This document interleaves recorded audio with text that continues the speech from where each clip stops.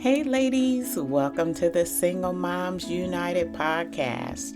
I'm so glad you decided to drop by and listen to another episode where it's designed to encourage and motivate the single mom. Without you, I wouldn't be inspired to continue to bring these episodes to you each week. So thank you so much for your loyalty.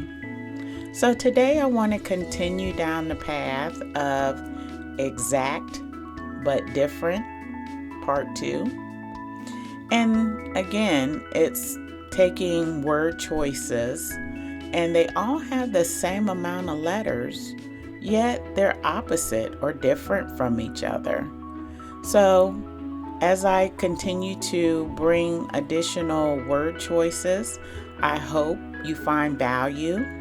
And if you find value, please tell another single mom. There's just so many single moms out there that's trying to get it done and would like a word of encouragement. And while this is not a one-size-fits-all, but it is designed to get the single mom thinking, oh, that makes sense. Maybe I'll try that and do this instead or with. That's what this is designed to do, to make the single mom think about her parenting skills.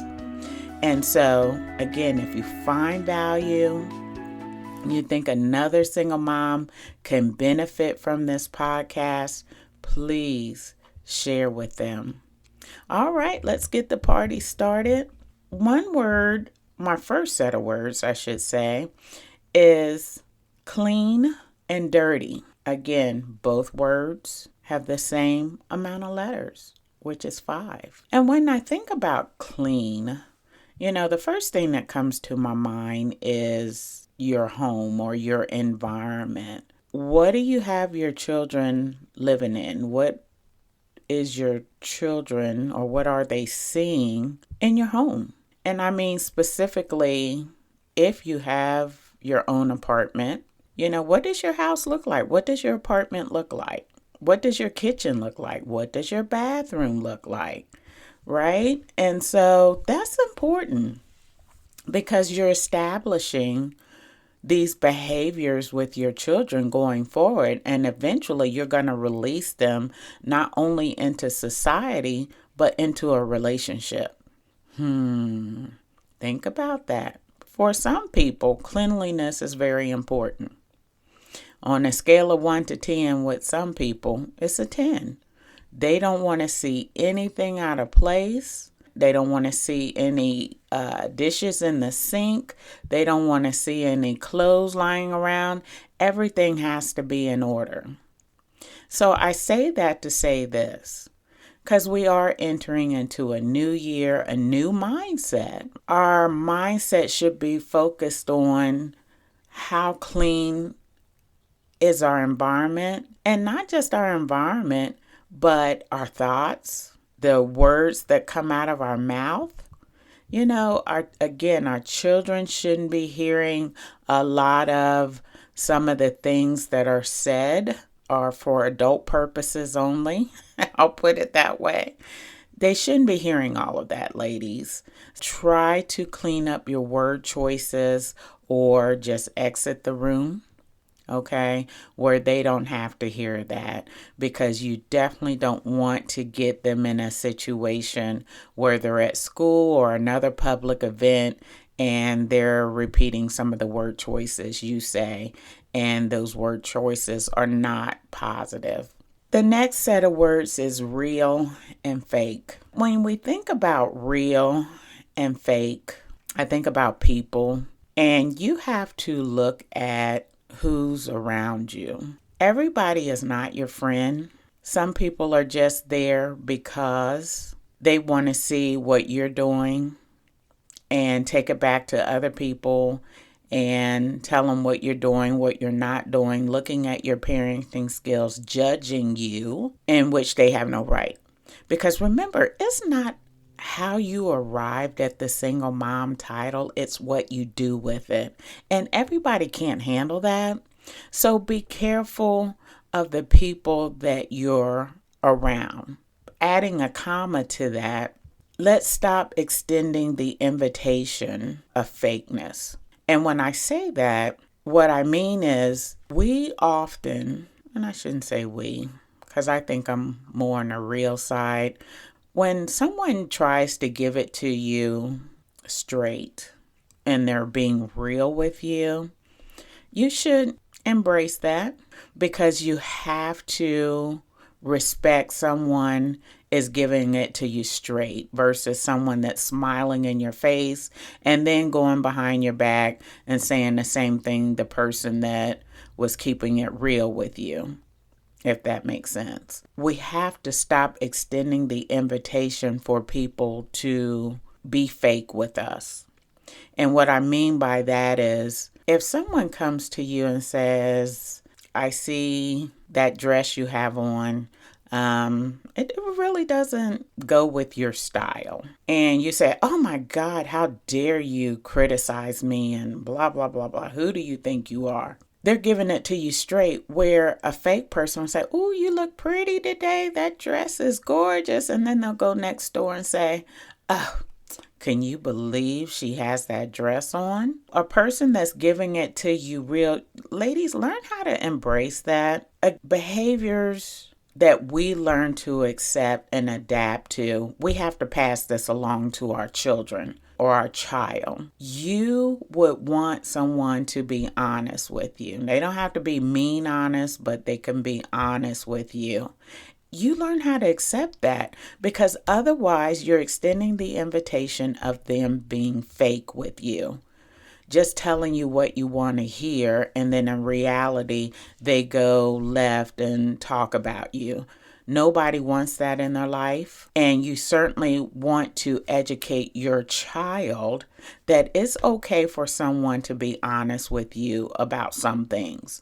That's how we move forward. But if we continue to extend the invitation of, hey, don't talk to me like that, don't do that, then yeah, you're inviting folks to be fake with you. And I'm not sure everybody knows that. That's what it does. Real and fake both have the same number of letters, which is 4. This is something, ladies, that you definitely want to make sure that you're inviting realness, honesty with you as people engage with you. Because in reality, those are the people you really want to be around anyway. Think about that. I don't want to be around someone that's going to tell me what I want to hear all the time. I want someone that's going to keep it honest and real. When they do that, I am able to respect that. I can move forward with you, and anything you tell me, I'm not going to second guess it, because I know you're going to keep it real with me. Once upon a time ago, when I used to do a lot of interviewing, and people would come to me and say, hey, can you do a mock interview with me? Well, a lot of times the reason why they did that is because I'm going to be genuine and give them that feedback they need regarding their interviewing skills. And I appreciate that they found value enough in me that I'm going to be genuine with them, and that their skin wasn't so soft that, oh, I can't take this feedback. I really appreciate that. This is something you want to incorporate in your lives, ladies, if you aren't already, because you're going to have to do this with your children. Because at the end of the day, at the end of those 18 years, I'm holding quotes here, that they get released into the world, they have to understand the difference between real and fake and learn to appreciate honesty. Gotta learn to appreciate honesty. It may hurt, and that's okay, but appreciate that someone's going to give it to you straight. My father, my aunt, just to name a couple, they always gave it to you straight. And I think that's why I am the way I am today, is because I've adopted some of those same characteristics that they've displayed, just being honest, not mean, honest. And a lot of times people get that confused. Oh my God, you're so mean, you're so mean. Honesty doesn't have to be mean unless it's delivered in a mean way. but it doesn't have to be mean. It's just sharing with you actual thoughts versus trying to please you. All right, I'm going to get off that bandwagon. Success and failure both have 7 letters. So in 2023, ladies, what's your goal? Remember, success is how you define it. I don't care what Webster say. I don't care what Google says. I don't care what your artificial intelligence defines success at. Just ignore it because you define success. And I've talked about this previously. My own definition of success is peace of mind. It has nothing to do with money, everything to do with peace of mind. That's how I define success, that I've achieved success in life. But yours is going to be different. So you define success in the manner that you're trying to achieve. That goal could be getting my children out and having them function in society with minimal issues. Because again, there's no way around issues, right? That's just a fact of life. Them being in life and minimal issues and being successful. And then maybe ultimately your goal is, peace of mind. You define that. I've always said failure is not an option. Yes, everything doesn't go as planned, but you learn from it. That's how you overcome, again, quotes, so-called failure. You're not waddling or in it. You're absorbing and saying, yep, that didn't work out the way it should have. This is what I learned from it. In a prior episode, Let's Review 2022, I talk about, what did you learn?